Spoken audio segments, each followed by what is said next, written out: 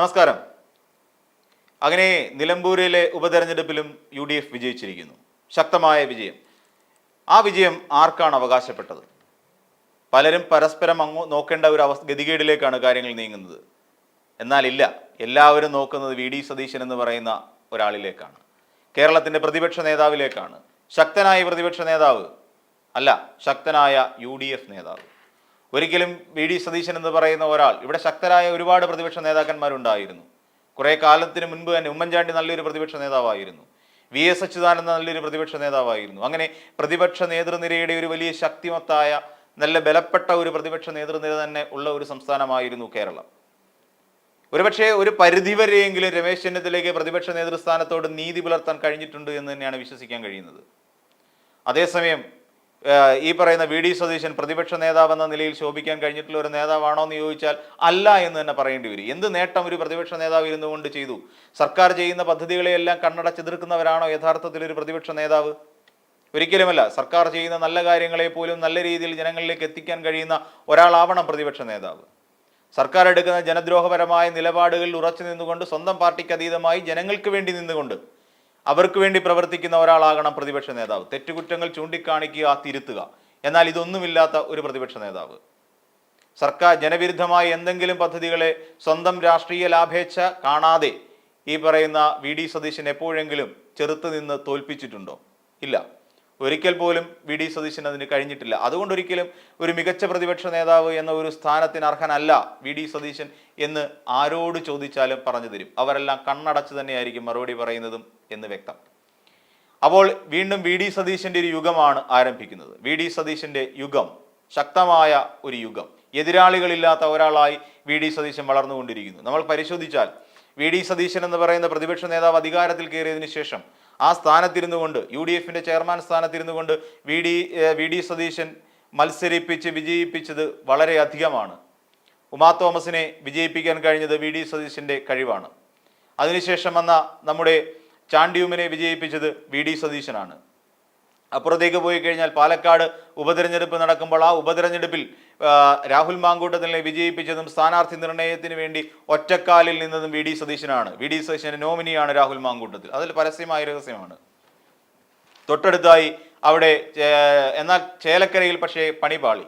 അതേസമയം അങ്ങോട്ട് പരിശോധിക്കുമ്പോൾ വയനാട് മണ്ഡലത്തിൽ, ലോക്സഭാ മണ്ഡലത്തിൽ പ്രിയങ്ക ഗാന്ധി ജയിച്ചതിൻ്റെ പിന്നിലും ഇതേ VD സതീശൻ തന്നെയാണെന്നുള്ള ക്രെഡിറ്റ് ഇങ്ങനെ പരക്കെ പോകുന്നു.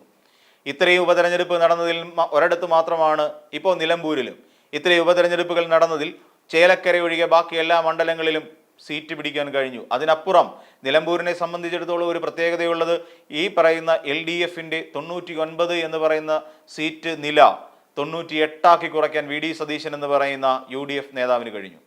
അതുതന്നെയാണ് VD സതീശൻ എന്ന് പറയുന്ന നേതാവിനുള്ള ഏറ്റവും വലിയ പ്രസക്തിയും. ഇവിടെ നിലമ്പൂർ ആര്യാടൻ ഷൗക്കത്തിനെ മത്സരിപ്പിക്കേണ്ട എന്ന് പറഞ്ഞുകൊണ്ട് പിണറായി വിജയന്റെ മന്ത്രിസഭയിൽ നിന്നും അല്ലെങ്കിൽ ആ LDF MLA മാരുടെ കൂട്ടത്തിൽ നിന്നും പുറത്തേക്കിറങ്ങിയ ഒരാളായിരുന്നു PV അൻവർ. PV അൻവർ 1000 ആവർത്തി അത് രാജിവെച്ച് തൊട്ടുപുറകിന് പറഞ്ഞു, ഞാൻ UDFുമായി സഹകരിക്കാൻ താല്പര്യപ്പെടുന്നുണ്ട്, പക്ഷേ ഞാൻ പറയുന്ന ആളിനെ സ്ഥാനാർത്ഥിയാക്കണം. അന്ന് മുതൽ തന്നെ VS ജോയി എന്ന് പറയുന്ന ഒരാളുടെ പേര് തലങ്ങും വിലങ്ങും പറഞ്ഞുകൊണ്ടിരുന്ന ഒരാളാണ് PV അൻവർ. എല്ലാവരും പറഞ്ഞു VS ജോയിയെ സ്ഥാനാർത്ഥിയാക്കണം. പക്ഷേ VD സതീശൻ മാഷ് മാത്രം എതിർത്ത് നിന്നു. അവിടെ സ്ഥാനാർത്ഥിയാകേണ്ടത് ആര്യാടൻ ഷൗക്കത്ത് മാത്രം മതി എന്നൊരു ഉറച്ച നിലപാടെടുത്തു. അങ്ങനെ നിലപാടുകളുടെ രാജകുമാരനായി മാറി. അസോസിയേറ്റ് അംഗം എന്നുള്ള നിലയിൽ നിന്നുകൊണ്ട് തൻ്റെ കൂടെ നിൽക്കാം, UDFനൊപ്പം അസോസിയേറ്റ് അംഗത്വം എന്ന് പറഞ്ഞുകൊണ്ട് ഒപ്പം കൂടിയ PV അൻവറിനോട് ഒറ്റ വാക്കേ പറഞ്ഞുള്ളൂ, നിരുപാധിക പിന്തുണ, അപ്പുറത്തും ഇപ്പുറത്തും ഒന്നുമില്ല എന്ന് പറഞ്ഞുകൊണ്ട് ഞാൻ ആ വാതിലടയ്ക്കുന്നു എന്ന് പറഞ്ഞ് വാതിലടച്ച ഒരാൾ VD സതീശൻ. അങ്ങനെ വീണ്ടും VD സതീശൻ ചെറുപ്പക്കാരുടെ മനസ്സിൽ, യുവാക്കളുടെ മനസ്സിൽ, എല്ലാ യുവാക്കളുടെ അല്ല, യൂത്ത് കോൺഗ്രസ്സുകാരുടെ, അവരുടെ മനസ്സിൽ ഒരു ഹീറോ പരിവേഷമായി മാറുകയായിരുന്നു VD സതീശൻ ചെയ്തത്.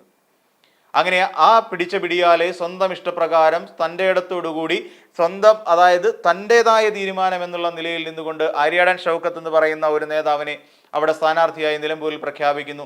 ആ സ്ഥാനാർത്ഥി ഏറെ 11,000-ലധികം വോട്ടുകളുടെ ഭൂരിപക്ഷത്തിൽ M സ്വരാജ് എന്ന ഇടതുപക്ഷ സ്ഥാനാർത്ഥിയെ പരാജയപ്പെടുത്തിക്കൊണ്ട് 1ാം സ്ഥാനത്തേക്ക് എത്തുന്നു. അങ്ങനെ MLA ആയി മാറുന്നു. ഇതൊരു സെമി ഫൈനലാണെന്നും ഇതിന് വലിയധികം പ്രാധാന്യമുണ്ട് എന്ന് പറഞ്ഞുകൊണ്ട് നടത്തിയ തെരഞ്ഞെടുപ്പായിരുന്നു ഇത് എന്ന് നമുക്കെല്ലാവർക്കും അറിയാം. ആ തെരഞ്ഞെടുപ്പിനോട് 100% നീതി പുലർത്താൻ വി ഡി സതീശന് കഴിഞ്ഞു, അല്ലെങ്കിൽ UDF-നോട് നീതി പുലർത്താൻ വി ഡി സതീശന് കഴിഞ്ഞു എന്ന് തന്നെയാണ് സതീശനെ ചുറ്റിപ്പറ്റി നിൽക്കുന്ന ചില ഗോളാന്തരങ്ങളുടെ ചിന്താഗതി. അതുകൊണ്ട് തന്നെ വി ഡി സതീശൻ എന്ന് പറയുന്ന ഒരാൾ ഒരു വലിയ ശക്തിയായി, ഒരു സ്വേച്ഛാധിപതിയായി UDF-ലേക്ക് വളർന്നു വന്നുകൊണ്ടിരിക്കുന്ന സാഹചര്യവും. ഇനി ഇവിടെയാണ് പ്രശ്നം. വി ഡി സതീശൻ എന്ന് പറയുന്ന നേതാവ് വലിയൊരു നേതാവായി മാറുകയാണ്. അതായത് തൻ്റെ എല്ലാ കഴിവുകളും ഉപയോഗിച്ചുകൊണ്ട് ഏതറ്റം വരെ പോയും ഏതൊക്കെ രീതിയിൽ പ്രീണിപ്പിച്ചും ഏതൊക്കെ കള്ളക്കളികൾ കളിച്ചും എങ്ങനെ ഒരു തെരഞ്ഞെടുപ്പിൽ വിജയിക്കാം എന്നുള്ള സകലമാന അടവുകളും പയറ്റിത്തെളിഞ്ഞ ഒരു വലിയ നേതാവായി മാറുന്നു. അങ്ങനെ വരുമ്പോൾ വി ഡി സതീശൻ തന്നെ ആയിരിക്കില്ലേ അടുത്ത മുഖ്യമന്ത്രി എന്ന് തുടർന്ന് ചോദിക്കാം. അങ്ങനെ ചോദിക്കാൻ്റെ അല്ലെങ്കിൽ ആ വി ഡി സതീശന് അതിന് അർഹതയുണ്ട് എന്ന് ഒപ്പമുള്ളവരെ തോന്നിപ്പിക്കുന്ന അതേ രീതിയിലല്ലായിരുന്നോ വി ഡി സതീശൻ്റെ പെരുമാറ്റം?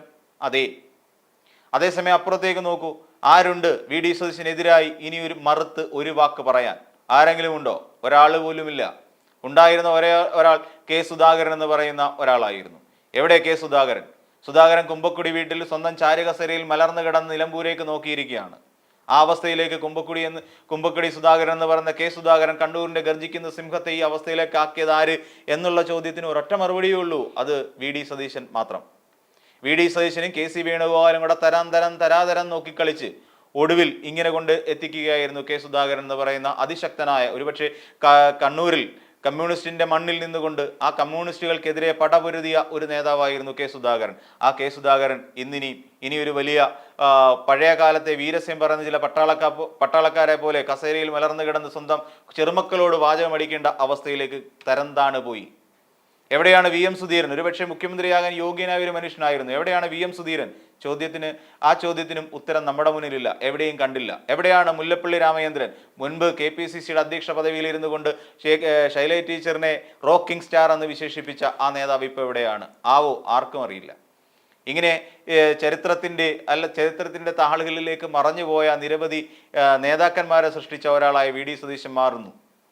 അങ്ങനെ തനിക്കെതിരായ ആരുമില്ല. ഇനിയിപ്പം മുഖ്യമന്ത്രി സ്ഥാനത്തേക്ക് വരാനും കാര്യങ്ങൾ എളുപ്പമായി. ആകെ ഉണ്ടായിരുന്ന ഒരാളായിരുന്നു ആ കെ സുധാകരൻ എന്ന് പറയുന്ന ഒരാൾ. ആ കെ സുധാകരനെയും വെട്ടിപ്പറിച്ച് ദൂരെ കൊണ്ട് കളഞ്ഞു. ഇനി തന്നോടൊപ്പം നിൽക്കുന്ന യൂത്ത് കോൺഗ്രസ്സുകാരുടെ എല്ലാ പ്രതീക്ഷകളിലെയും അസ്ഥാനത്താക്കാതിരിക്കത്തക്ക രീതിയിലുള്ള പ്രവർത്തനങ്ങളാണ് വി ഡി സതീശന്റെ ഒപ്പമുള്ളത്. കനകോലു എന്ന് പറയുന്ന ഒരു തെരഞ്ഞെടുപ്പ് സ്ട്രാറ്റജിസ്റ്റിനെ, അതായത് PROA എന്ന് പറയുന്ന വംശരി ഒപ്പം കൂട്ടി നിർത്തിക്കൊണ്ടാണ് ഈ കളിയെല്ലാം വി ഡി സതീശൻ കളിച്ചുകൊണ്ടിരിക്കുന്നത്. പെട്ടെന്നാണ് തന്നെ വെട്ടാനും തന്നെ തോൽപ്പിക്കാനും ആരുമില്ല എന്ന് തോന്നിയിരിക്കുന്ന ഒരു സാഹചര്യത്തിലാണ് പെട്ടെന്ന് അങ്ങ് രാഹുൽ ഗാന്ധിയുടെ പെട്ടിയമെന്നുണ്ട് നടന്ന KC വേണുഗോപാലിന് ഒരു ആഗ്രഹം, കേരളത്തിലേക്ക് ഒരു കൈ നോക്കണം. അങ്ങനെ കേരളത്തിലേക്ക് വരുന്നു. കേരളത്തിലേക്ക് എത്തി ആലപ്പുഴയിൽ നിന്ന് വിജയിച്ച് MP ആകുന്നു. കേരളം സ്വന്തം തട്ടകമായി മാറാൻ അധിക സമയമൊന്നും വേണ്ട, കാരണം KC കണ്ണൂരിൻ്റെ സന്തതിയാണ്. അങ്ങനെ KC വേണുഗോപാൽ വീണ്ടും ഇവിടെ പിടിമുറുക്കാനുള്ള ശ്രമം നടത്തിക്കൊണ്ടിരിക്കുന്നു. ഇനിയിപ്പോൾ ഒരു മത്സരം നടക്കുന്നു. അതിനിടെ KC വേണുഗോപാലും പറഞ്ഞു കഴിഞ്ഞു ഇത് UDF-ന്റെ വിജയമാണ് എന്ന് അസന്നിഗ്ധമായി പറഞ്ഞു. പക്ഷേ വി ഡി സതീശൻ പറഞ്ഞൊരു ഭംഗിക്ക് മാത്രമാണ്. UDF എന്ന് പറയുന്ന ഒരു പാർട്ടിയുടെ കൂട്ടായ വിജയമായിരുന്നു എന്ന് മാത്രമാണ് വി ഡി സതീശൻ പറയുന്നത്. അപ്പം അതിലൊട്ടും ആത്മാർത്ഥതയില്ല. കാരണം എന്താ? താനൊപ്പം നിൽക്കുമ്പോഴാണ്, താൻ പ്രതിപക്ഷത്തിരിക്കുമ്പോഴാണ് ഈ വിജയമെല്ലാം UDF-ന് നേടിയെടുക്കാൻ കഴിഞ്ഞത് എന്നൊരു അമിത ആത്മവിശ്വാസം ഇപ്പോഴുമുണ്ട്. ഇനിയും വി ഡി സതീശന്റെ കളി അവസാനിക്കുന്നില്ല. AICCയുടെ ജനറൽ സെക്രട്ടറി ആയതുകൊണ്ട് മാത്രം തൽക്കാലത്തേക്ക് കുറച്ചു കാലം കൂടി, അതായത് അടുത്ത തെരഞ്ഞെടുപ്പ് വരെ സഹിക്കേണ്ടി വരും ഈ KC വേണുഗോപാലിനെ. അത് കഴിഞ്ഞ് വി ഡി സതീശൻ വീണ്ടും കളം മാറി ചവിട്ടും. ആ കളം മാറി ചവിട്ടുന്നതിനുള്ളിൽ KC വേണുഗോപാൽ എന്ന് പറയുന്ന ഒരാൾ വീണ്ടും MP ആയി മാത്രം ഇരിക്കേണ്ടി വരും. KC വേണുഗോപാൽ വെറുതെ ഒന്നുമല്ല കേരളത്തിൽ ഇറങ്ങിക്കളിക്കുന്നത്. കാരണം എന്താണ്? ഇവിടെ അടുത്ത തെരഞ്ഞെടുപ്പിൽ 26-ൽ നടക്കുന്ന തെരഞ്ഞെടുപ്പിൽ എങ്ങനെയെങ്കിലും ഒരു മുഖ്യമന്ത്രി കസേര ഒപ്പിച്ചെടുക്കണം. കാരണം ഇത്ര കാലം നിന്നിട്ടും പ്രയോജനമൊന്നുമില്ല. അങ്ങ് ലോക്സഭയിൽ പോയി വെറും ഒരു MP ആയിരിക്കുന്നതിനേക്കാൾ നല്ലതല്ലേ കേരളത്തിൽ ഒരു മുഖ്യമന്ത്രിയായിരിക്കുന്നത്? അതിനപ്പുറം വേറെന്താ ഇവിടെ ഉണ്ടാകുക? അപ്പോൾ അത്രയ്ക്ക് ശക്തനായ ഒരു ഹൈക്കമാൻഡ് സ്ഥാനത്തിരിക്കുന്ന ഒരാളാണ് KC വേണുഗോപാൽ. അതുകൊണ്ട് KC വേണുഗോപാലിന് താല്പര്യമുള്ളത് തന്നെയാണ് ഈ സീറ്റ്, മുഖ്യമന്ത്രി കസേര. ഈ പറയുന്ന ശശി തരൂരിനെ ഒരുപാട് പേര് ആഗ്രഹിക്കുന്നുണ്ട് കേരളത്തിലെ മുഖ്യമന്ത്രിയാകാൻ. തുടക്കത്തിൽ തന്നെ വെട്ടി. തുടക്കത്തിൽ വെട്ടിയെന്ന് പറഞ്ഞാൽ മലബാർ പര്യടനം തുടങ്ങാൻ ശശി തരൂർ പ്ലാൻ ചെയ്ത ആ സമയത്ത് തന്നെ ശശി തരൂരിൻ്റെ പേര് വെട്ടിക്കളഞ്ഞു. ശശി തരൂർ ഇപ്പോൾ കോൺഗ്രസിൽ പോകണോ അതോ BJP-യിൽ തുടരണോ എന്നാണ് ശശി തരൂർ ആലോചിച്ചുകൊണ്ടിരിക്കുന്നത്. അപ്പോൾ ഈ സാഹചര്യത്തിൽ എന്തുകൊണ്ടും കാലാവസ്ഥ അനുകൂലമായി നിൽക്കുന്ന ഒരാൾ തന്നെയാണ് വി ഡി സതീശൻ. അതിനാകപ്പാട ഭീഷണി ഉയർത്തുന്ന ഒരേ ഒരു നേതാവ് KC വേണുഗോപാലാണ്. ഇലക്ഷൻ സ്ട്രാറ്റജിസ്റ്റ് എന്നൊക്കെ വിളിക്കാൻ കഴിയുന്ന KC വേണുഗോപാലിന് തുടക്കം പിഴച്ചത് അവിടെയാണ്. പെൻഷന്റെ കാര്യത്തിലാണ്. പക്ഷേ അവിടെ നിന്ന് ഇങ്ങോട്ട് ഓരോ കാര്യങ്ങൾ വീണ് കിട്ടുമ്പോഴും അതിനെയെല്ലാം രാഷ്ട്രീയ മുതലെടുപ്പിനുള്ള ആയുധമാക്കി കാണാൻ കെ.സി. വേണുഗോപാലിന് കഴിഞ്ഞു. ഇപ്പൊ ക്രെഡിറ്റ് അടിക്കുന്ന കാര്യത്തിൽ രണ്ടുപേരും തമ്മിൽ ഒരു തർക്കം നടന്നുകൊണ്ടിരിക്കുകയാണ്, വി.ഡി. സതീശനും കെ.സി. വേണുഗോപാലും തമ്മിൽ. ഈ തർക്കത്തിൽ ആര് വിജയിക്കും? അവരായിരിക്കും ശരിക്കും മുഖ്യമന്ത്രി. അങ്ങനെ വിജയിക്കാൻ ഇവരിൽ ആരെ അനുവദിക്കും എന്നുള്ളതും ഒരു ചോദ്യമാണ്. വി.ഡി. സതീശൻ കളം മാറി കൊടുക്കുമോ അതോ കെ.സി. വേണുഗോപാൽ കളം മാറി കൊടുക്കുമോ? അങ്ങ് ഡൽഹിയിൽ നിന്ന് ഇങ്ങ് കേരളത്തിലേക്ക് വന്നതേ മുഖ്യമന്ത്രി അല്ലാതെ വേറൊരു മന്ത്രിസ്ഥാനവും തനിക്ക് വേണ്ട എന്ന് ഉറപ്പിച്ചിട്ട് തന്നെയാണെന്ന് കെ.സി. വേണുഗോപാൽ അതിശക്തമായി പറഞ്ഞാൽ ഈ വി.ഡി. സതീശൻ കൂടുതൽ വിയർക്കാൻ സാധ്യതയുണ്ട്. അങ്ങനെ വിയർത്തു കഴിഞ്ഞാൽ ആര് ആർക്കൊക്കെ ആരുടെയൊക്കെ ഒപ്പം നിൽക്കും എന്നുള്ള കാര്യമാണ് നമുക്കിനി 26-ലെ തെരഞ്ഞെടുപ്പിൽ കാണേണ്ടത്.